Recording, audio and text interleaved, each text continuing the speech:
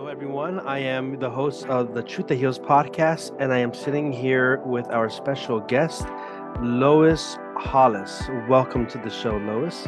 Oh, thank you so much. And thank you for the title of your podcast because I'm giving you truth. And we are not stupid. We are not dumb. We were not given the truth about shame guilt. And that's what I'm about today. So we are a good match. Perfect. So I see, Lois, that you are a shame guilt educator. You're also into writing, filmmaking. Sounds like you're very busy. Yes, I am. And that's why I just sit down and I fall asleep. So, we all need time to yeah. also to recuperate, relax. So Yes.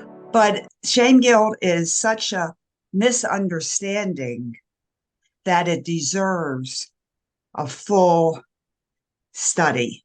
A lot of psychiatrists and psychologists and, counselors, they all talk about shame guilt, but they don't take it apart and find out what it is. Because if you don't know what it is, you can't get rid of it. So that's what I did. I made it a special study. So before you made it a special study, what was it that directed your attention to focus on this? Was there an event, or was it just through your personal studies that you saw the need to direct your attention on this? Good question. I was dying.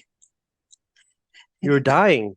I was dying at 55, about 54 or 50, and three doctors said I only had about a year to live. And as a nurse, I understood that because my heart wasn't working, my kidneys and liver were very dysfunctional, and I had migraines for 30 years. So, but I didn't feel dying, if that makes any sense. They were talking, but it wasn't like making sense because I just felt I didn't find the right person. So eventually I did find someone 3,000 miles away. So I moved and they helped me to repair I had a very, very abusive childhood, being thrown down the steps and hit on my head. My neck was broken. My chest was crushed in. So there were many, many obstacles in my childhood. So you know how it is. If you don't correct all the obstacles of your childhood, you just carry them forward and they just get a little bit worse. Mm-hmm. And that's what happened to me. But luckily, I found a healer, chiropractor healer, to rearrange my head and my body and get my heart working again. So I was very blessed for that. However, I needed to do the emotional work. You know how that goes. Yes. So, and, all the memories start flooding back to me. And this is very surprising to me because with all my problems, I was extremely successful as a nurse. I started the first kidney hemodialysis unit in 1966 at the University of Pennsylvania. I started home hemodialysis. I lectured widely about the hepatitis relationship with dialysis.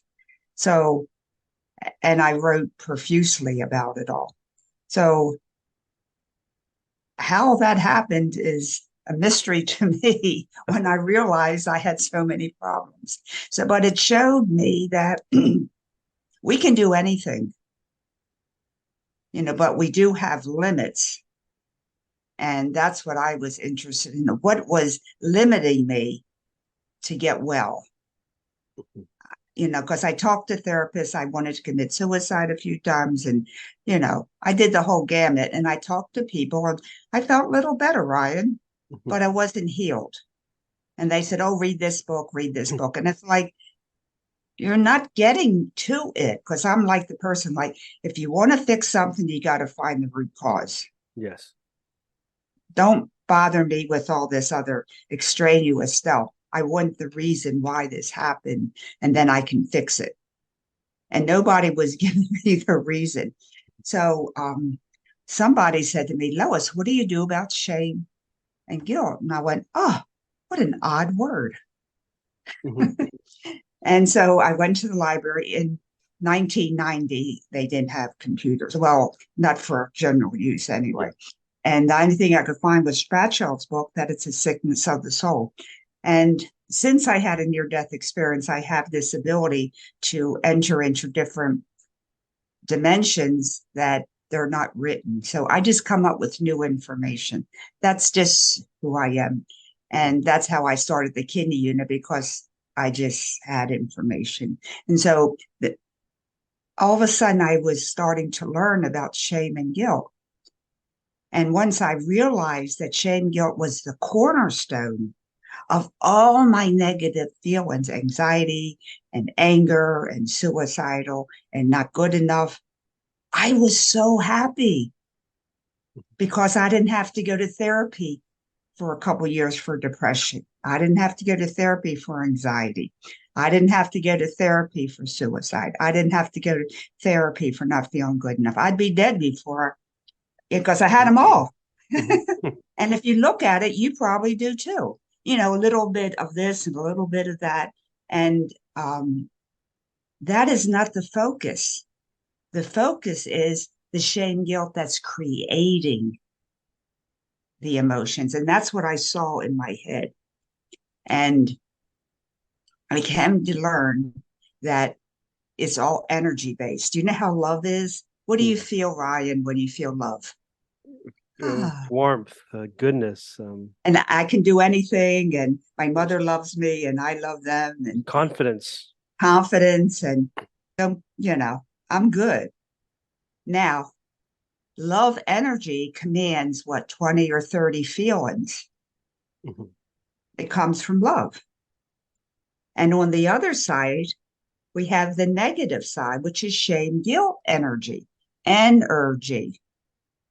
And shame, guilt commands all the negative emotions. It's really that simple. We have positive and we have negative. Mm. So what I'm doing is gathering all the negativity and saying that it's sourced from the shame guilt we picked up as a kid, from our teacher, from our mother, from our brother, from our sister, from the church and the government, and we can cope, and we can keep going because they all done it to us. Mhm. But they don't know either. That's just called culture. Yes. It's a shame guilt culture. So what else do you think they're going to do?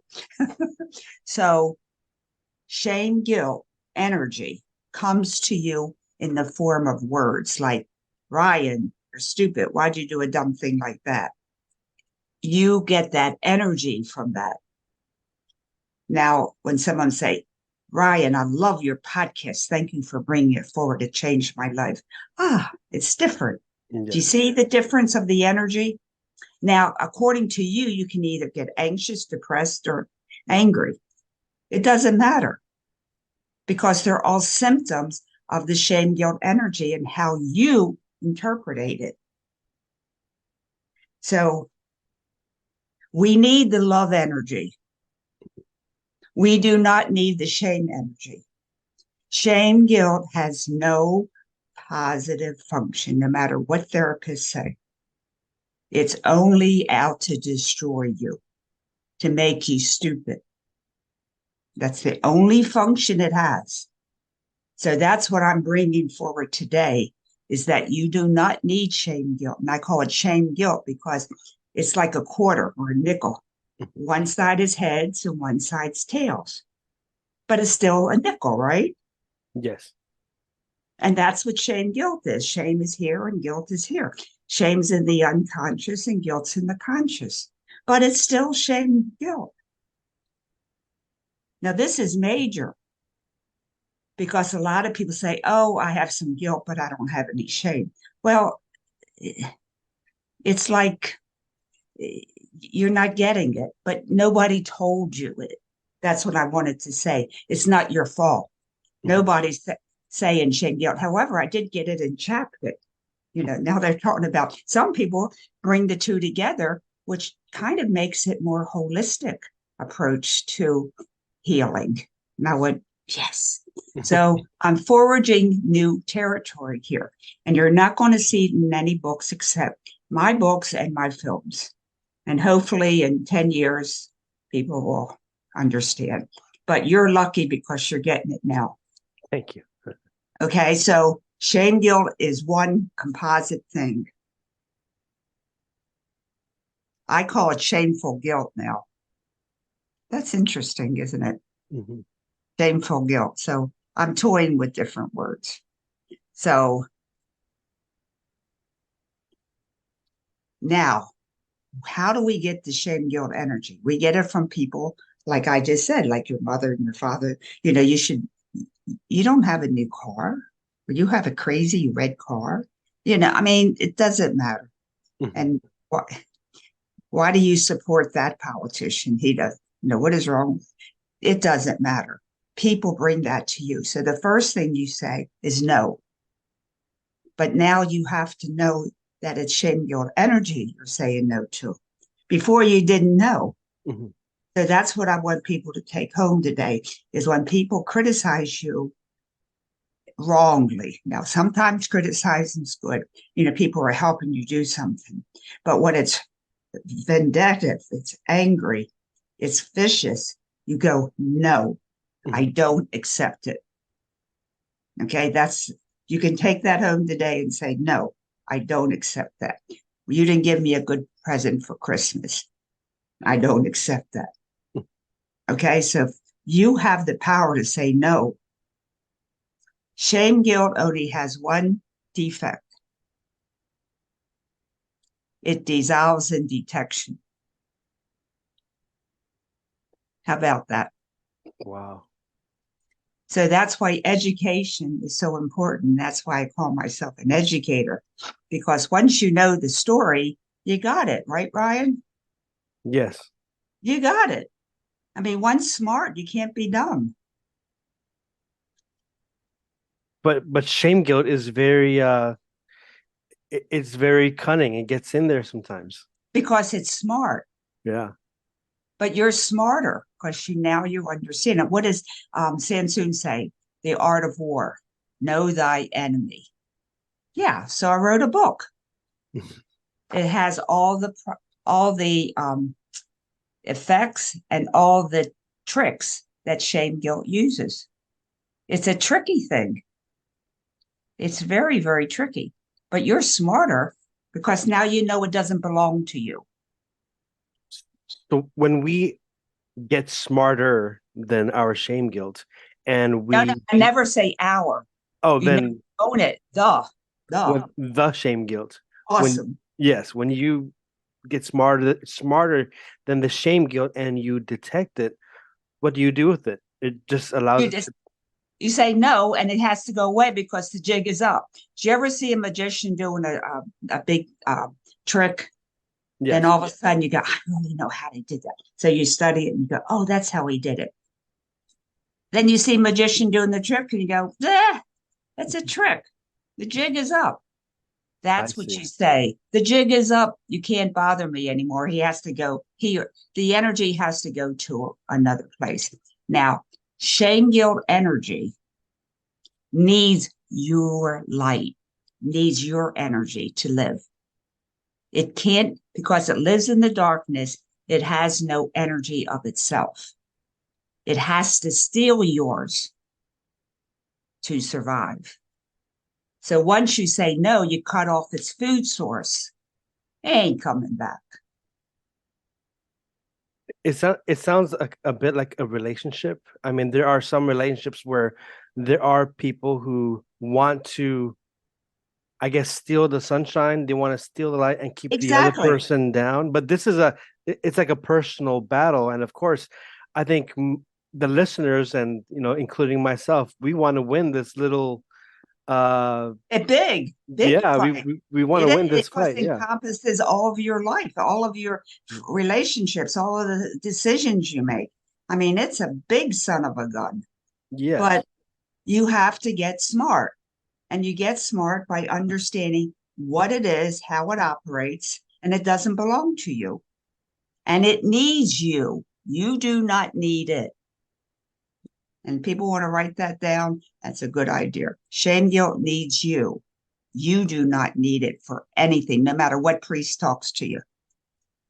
So once you start this healing process of detection, what do you do from there to start that healing journey?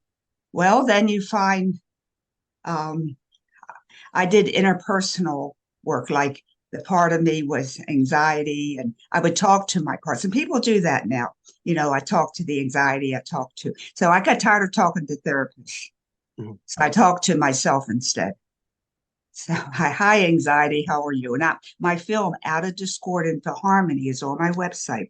And I teach you how to talk to the parts of you.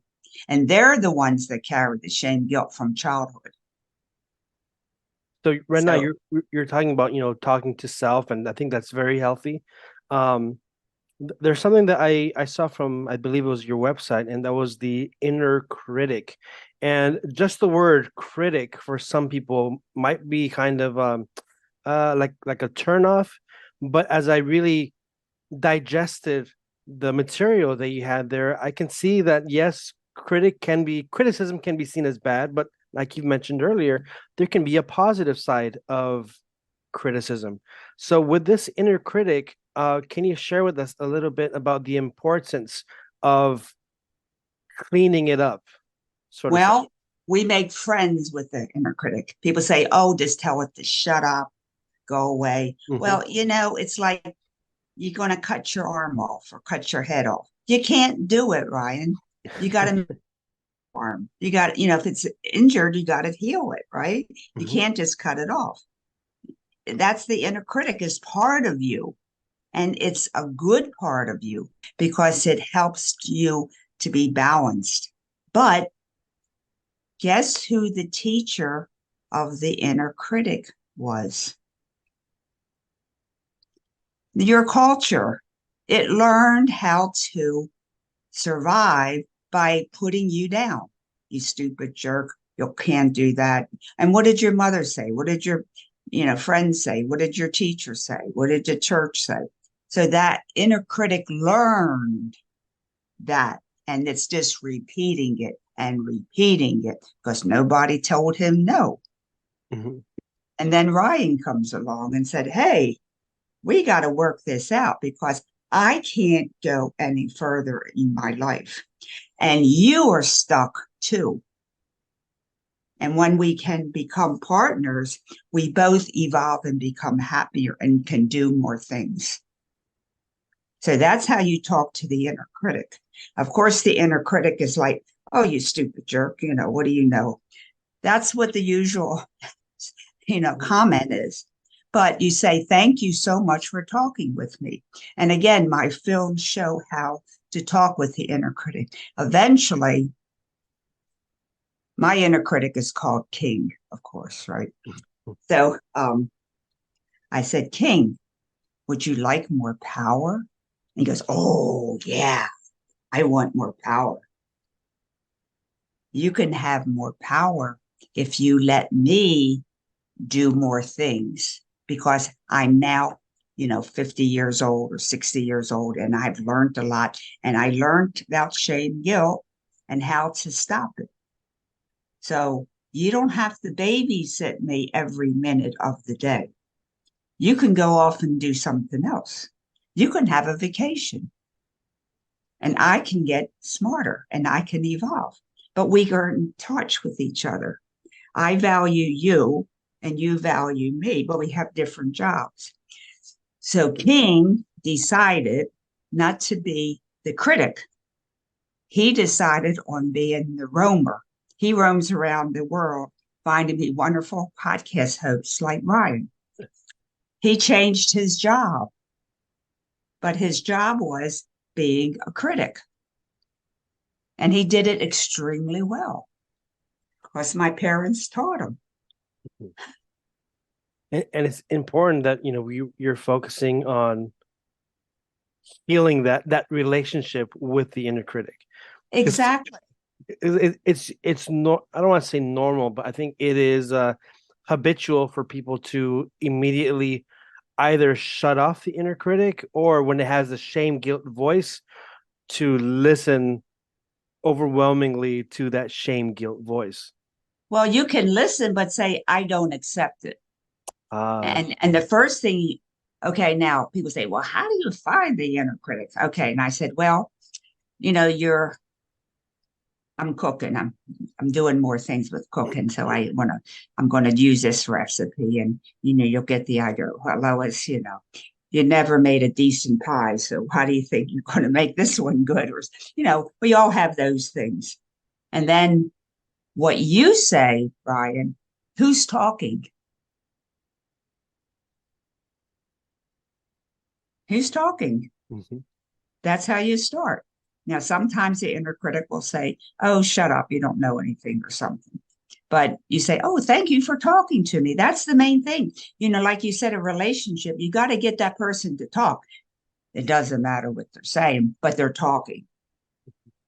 Okay. And so eventually you get into, conversations with the inner critic. And the best thing to do is to write it out. Later on, you get more ability to speak with each other. And I help people with that. And again, my films show how to do that. Um, it's very, very amazing how quickly they turn around because they see the benefits of not being tied to me and worrying about every minute of the day. They get freed up and you get freed up. And so people that said, shut up, inner critic, they're just digging their hole deeper because the inner critic needs to change his job, but you can't tell him to change his job. He has to see the value of it. He has more power if he doesn't power you. So when the inner critic's job hasn't been, let's say, guided, and you just let him roam freely, what is the person experience? Mostly negativity. No, well, now that he changed his job, Or I mean, before he changes his job, I'm stuck. you're stuck. I'm stuck with anxiety and depression. And the therapist says, oh, try this, try. I'm going, it's shame guilt. And I have to get rid of the shame guilt. The And source. the critic produces the shame guilt. Okay. So you're having someone throw mud in your house and you keep cleaning it up and you clean it up. And then you wake up the next morning and there's mud in your house. You got to clean it up and throw it away. Don't you get tired of that? Wouldn't it be a lot smarter to go to your neighbor and say, stop this? Yes. Okay, so that's the inner critic. The inner critic keeps doing its thing and you keep on cleaning it up and cleaning it up. And I'm a good person, get rid, anxiety. And then you go, you're the producer of it. So let's talk because I don't like it. And you probably don't like it either, but nobody talked to me. That's what the inner critic Mhm. said. No one ever talked to me. I thought I was doing a good job. It's that simple, Ryan. So once we start building that relationship, friendship even could be. It is a friendship. It is a friendship. It But doesn't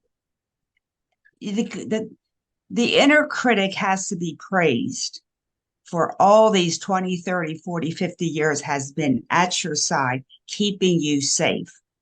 And he only learned that by criticizing you and keeping you stuck, you'll be safe. That's what he went to that school. And you're saying that was fine when I was 5 and 6 and 10 years old and 12, but I'm 40 and 50 and I really know how to do this now. So what the inner critic does is gives you a week or two without him criticizing you and see how you do. And then it evolves. And then you both learn that you don't have to have shame, guilt in your life. People say it to you and you go, no. So there's two things. You got to stop it coming in and make friends with the inner critic. Then you're good to go. This is very good character building as well. I mean, not just in the mind, but I feel that it unleashes a stronger Ryan or a stronger whoever Oh, the of person course, is. of course, of course. You got, I don't know, 50, 60, 40% negativity hindering all your positive aspirations. And you can work all night long. You can work to 4 or 5 o'clock in the morning. It's not going to really show. But if you work with the inner critic and he works with you, boom, you get so much more with less effort. I mean, it's like, why wouldn't you not want to do this? That's what I say to people. Why would you not want to do this? And There's no downside. There's no downside. and when you discovered, the power of not well, first you really, focus on the shame guilt, but then once you started unraveling The the complexity of it. the complexity and then the healing of enlightening our inner critic and guiding and working with it, have you seen or what good have you seen happen in other people's lives, if you can share maybe their testimonials, if you can do that. Oh, the main thing is they're very successful at their jobs. They get a promotion. They don't fight with their mother or their husband as much. They, you know, work things out. Um, they're just happier. They're healthier. They get younger because the shame guilt makes you contract. The love makes you expand. I looked horrible at 55. I'm 80 next week, and I look younger than I did when I was 55. Okay. I didn't expect you to say 80. I'm sorry. You look great. Happy birthday, by the way. Oh, thank you. But yeah, I was all crippled and, sick and so forth and so on. So, we all can do this, but you got to get rid of the source that's causing it. And you have to bring shame guilt out into the sunshine. And then he leaves. Remember the Wizard of Oz and Dorothy? Okay. Dorothy goes up the yellow brick road to find the wizard, inner critic, so that they can help her go home because she can't do it herself, right? She has to get someone else to help her. So she finally gets up to the wizard and she's all tense. And what does her doggy do, Toto? He He goes around. pulls the curtain. Mhm. And what does she see? A little old man, smaller than her, bald and gray, with a big machine that's puffing green smoke. The jig is up. Shame Guilt's a puff of green smoke.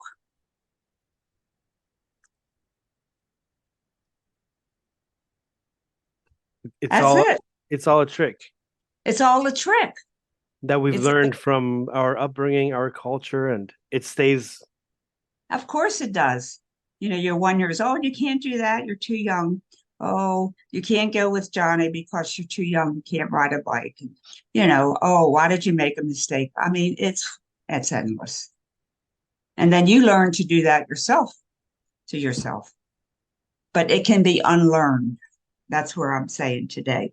If you get rid of it, if you call shame guilt out and say, hey, you sucker, kicking you out, So and they can't use you anymore. Therefore, they leave because you're a pain in the neck.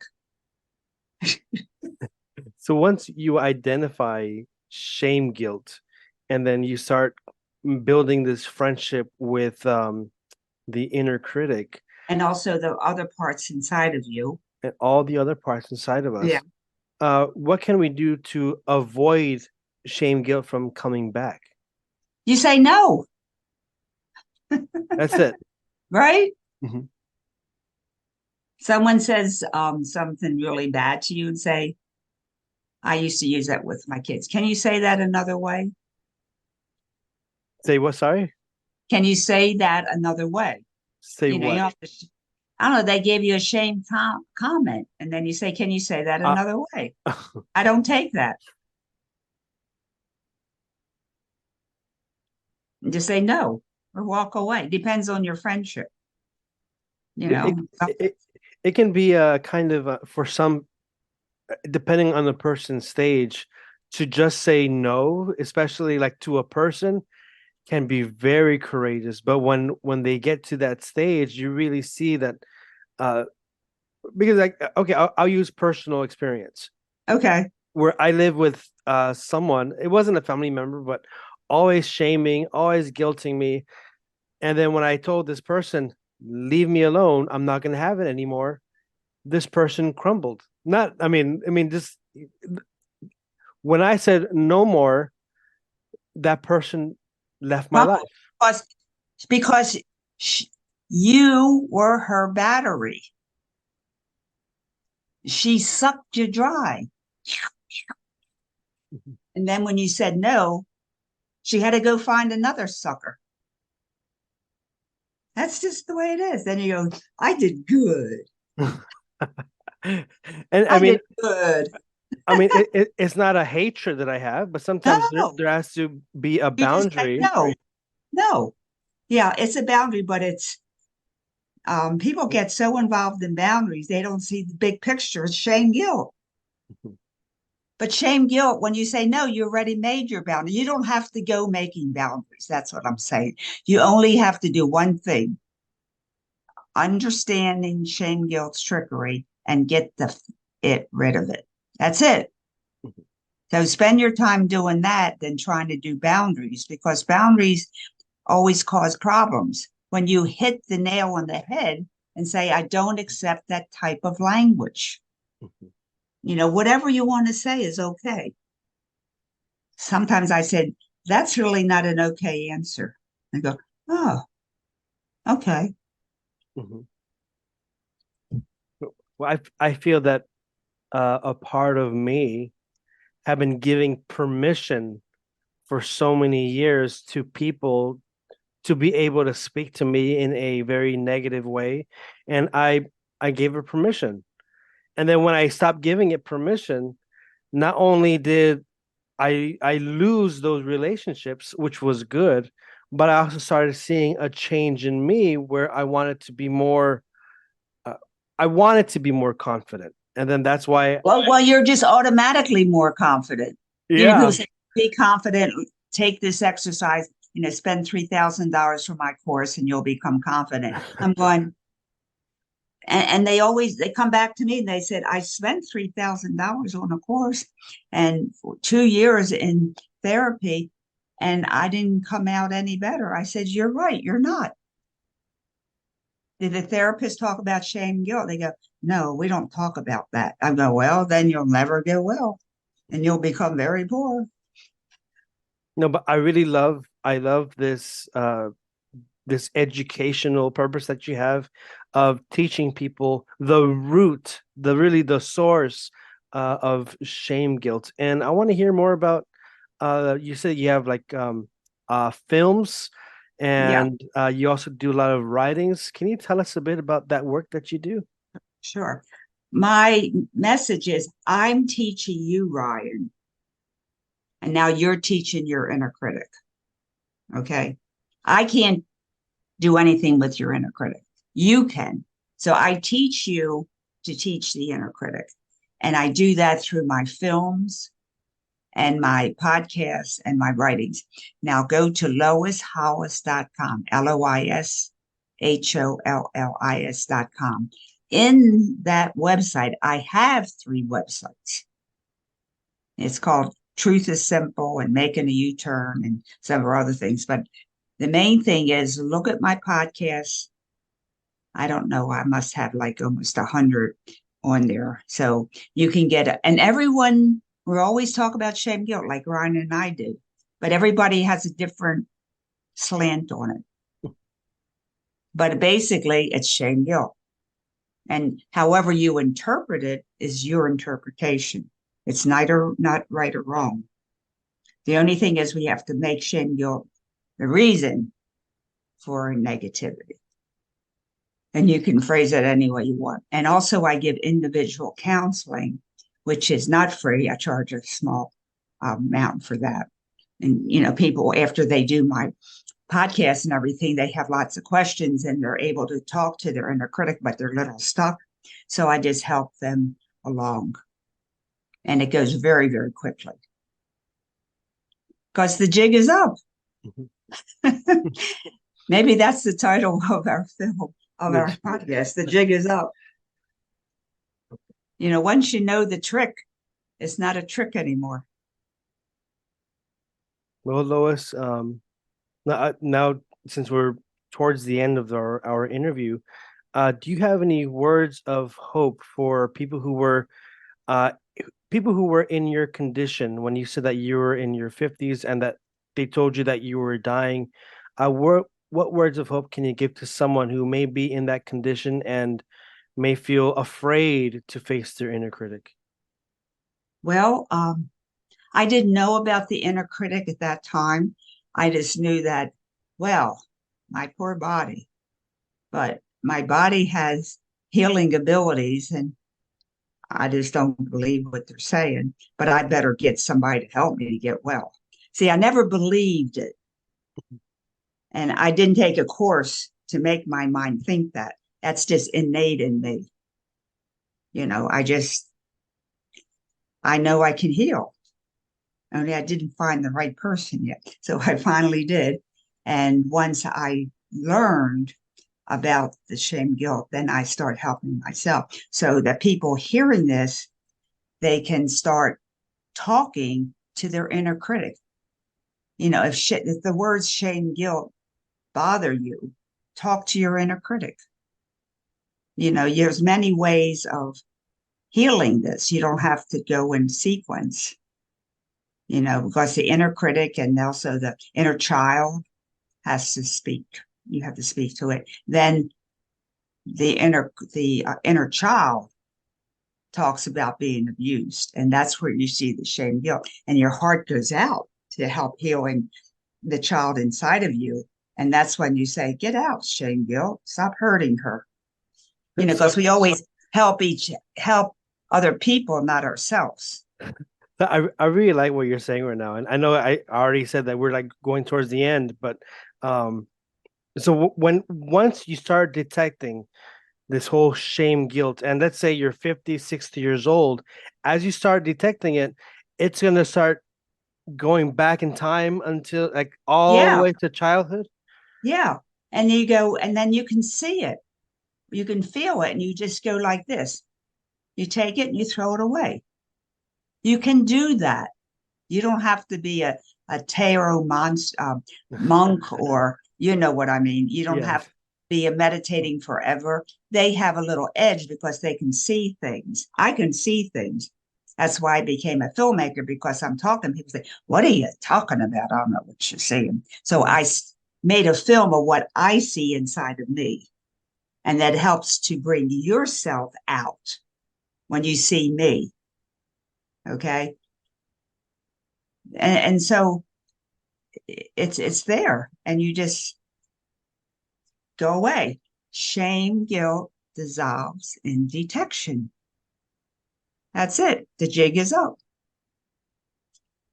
Well, thank you so much, Lois. I really enjoyed this conversation and the education of shame guilt and how to unleash a better self, not one that is ashamed and feeling anxiety, but one that is ready to Confident. heal and be confident and to do their best in life. Live life to the fullest. I love that. Yeah. Also, you can think of shame guilt as a black blanket covering you. You just take it off and throw it away because you have the light inside. It didn't Mm. take your light away. It's just covering you. The jig is up. You're not that powerful. Well, thank you so much, Lois. I really enjoyed this conversation. And to the listeners, thank you for listening to the Truth That Heals podcast. I've been your host, Ryan Anthony Hernandez, and I've been here with our special guest, Lois Hollis. To all our listeners, thank you very much for listening. And don't forget to subscribe and go check out the loishollis.com website. Have a good day.